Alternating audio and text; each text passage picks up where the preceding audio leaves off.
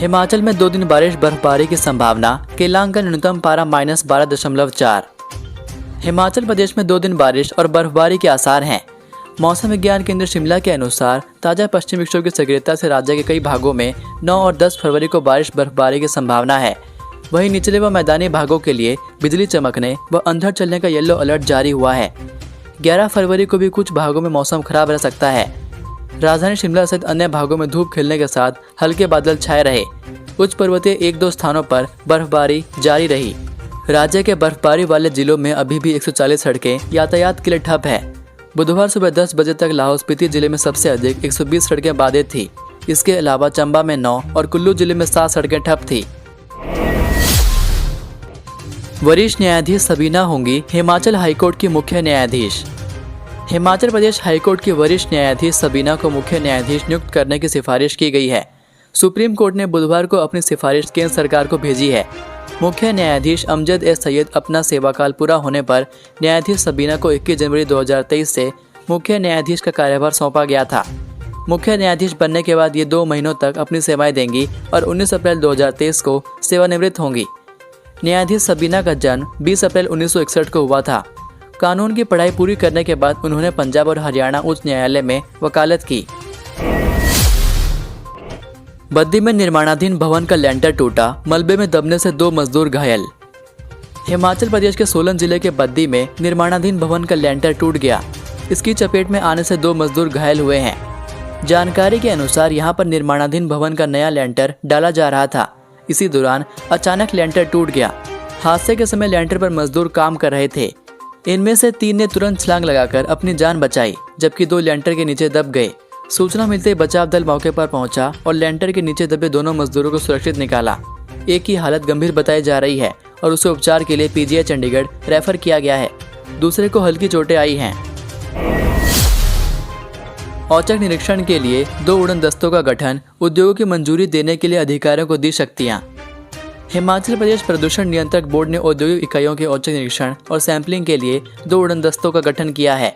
इसके तहत क्षेत्रीय कार्यालय ऊना, बद्दी, पांवटा, कुल्लू, शिमला, बिलासपुर, मंडी, रामपुर, धर्मशाला व चंबा के तहत आने वाले क्षेत्रों की औद्योगिक इकाइयों का औचक निरीक्षण व सैंपलिंग की जाएगी। इसके साथ ही प्रदूषण नियंत्रक बोर्ड ने जल अधिनियम 1974 और वायु अधिनियम 1981 के प्रावधानों के तहत पूंजी निवेश मानदंड के आधार पर मंजूरी देने, अस्वीकृत करने से संबंधित शक्तियां प्रदान की है। इसके तहत 10 करोड़ रुपए से अधिक के पूंजी निवेश वाले लार्ज श्रेणी के उद्योग, हाइड्रो इलेक्ट्रिक प्रोजेक्ट और 20 करोड़ रुपए से अधिक पूंजी निवेश वाले ऑरेंज व ग्रीन श्रेणी के उद्योग लगाने की सहमति देने की शक्तियां बोर्ड अध्यक्ष के पास होंगी। राष्ट्रीय महिला आइस हॉकी प्रतियोगिता में आईटीबीपी को गोल्ड, हिमाचल ने जीता कांस्य पदक। लद्दाख में हुई राष्ट्रीय महिला आइस हॉकी प्रतियोगिता में आईटीबीपी ने गोल्ड मेडल अपने नाम कर लिया है, जबकि मेजबान यूटी लद्दाख को रजत पदक से संतोष करना पड़ा। हिमाचल की महिला टीम को कांस्य पदक मिला है।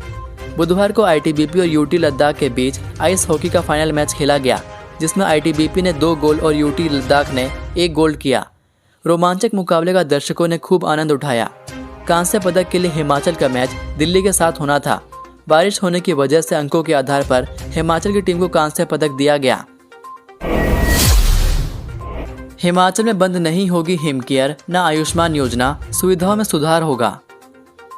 स्वास्थ्य मंत्री धनीराम शांडिल ने कहा है कि पूर्व बीजेपी सरकार के समय शुरू हुई हिमकेयर और आयुष्मान योजना को कांग्रेस सरकार बंद नहीं कर रही है। विपक्ष को शायद कुछ भ्रम हुआ है।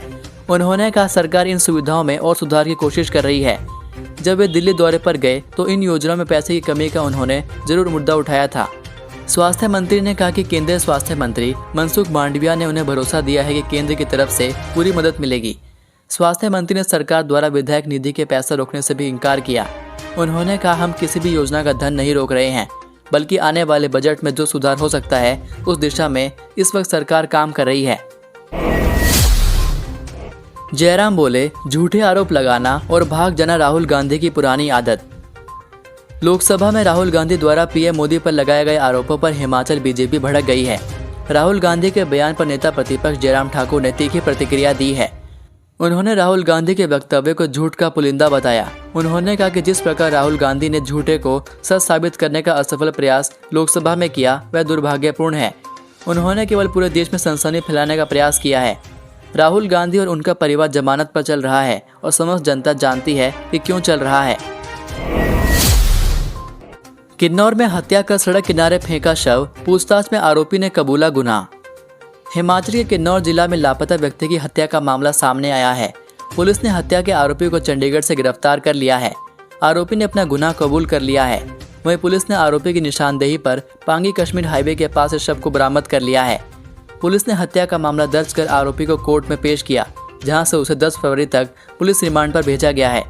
पुलिस इस बीच हत्या किस मकसद और कैसे की, इसका पता लगाने का प्रयास करेगी। जानकारी के अनुसार गांव तेलगी का 54 वर्षीय खेमराज 4 फरवरी को संदिग्ध हालत में गायब हो गया था। परिजनों ने पहले अपने स्तर पर उसकी तलाश की, लेकिन जब उसका पता नहीं चला तो खेमराज के बेटे सुदर्शन ने पुलिस थाना रिकांगपिओ में 5 फरवरी को अपने पिता की गुमशुदगी की रिपोर्ट दर्ज कराई। HRTC की खटारा बस का हाल, 20 सड़क पर हो गई खराब और लग गया जाम। शिमला में HRTC की खटारा बस रूट पर पहुंचने से पहले ही खराब हो गई। इस बस में 40 के करीब सवारियां बैठी थी, लेकिन बस स्टैंड से थोड़ा आगे जाकर ही यह खराब हो गई। 20 सड़क पर बस खराब होने से जाम लग गया और लोगों को परेशानी झेलनी पड़ी। ड्यूटी पर तैनात ट्रैफिक पुलिस के जवान ने अकेले ही बस को धक्का मारना शुरू कर दिया। हालांकि बाद में बस में सवार यात्रियों ने उतरकर जवान के साथ मिलकर बस को साइड करने में मदद की। HRTC की यह छोटी बस पुराना बस स्टैंड से समरहिल के सांगटी गांव जा रही थी, लेकिन तेल पाइप जमने से बस स्टार्ट होकर बार बार बंद हो रही थी। इसे ठीक करने के लिए पुराना बस स्टैंड से मैकेनिक को बुलाया गया। मैकेनिक ने बताया कि पाइप को बदलना पड़ेगा, जिसके लिए 1 दिन का टाइम लगेगा। रोजाना इसी बस में सफर करने वाले अजय ने कहा कि इस रूट पर यही खटारा बस भेजी जाती है। कभी जाम में फंसने की वजह से बस नहीं आती, तो कभी बारिश की वजह से हमें दूसरी बस का इंतजार करना पड़ता है। हिमाचल में नौकरी के खुले द्वार, 105 पदों पर होगी भर्ती, 45,000 मिलेगा वेतन। हिमाचल में नौकरी की तलाश कर रहे युवाओं के लिए राहत भरी खबर है। सतलुज जल विद्युत निगम लिमिटेड में 105 पदों पर भर्ती होने जा रही है। चयनित युवाओं को 45,000 तक वेतन मिलेगा। इन पदों पर भर्ती के लिए ऑनलाइन आवेदन करने के लिए कुल 3 दिन शेष रह गए हैं, यानी आवेदन करने की अंतिम तिथि 12 फरवरी है। ये भर्ती जूनियर फील्ड इंजीनियर्स के विभिन्न वर्गों के लिए है।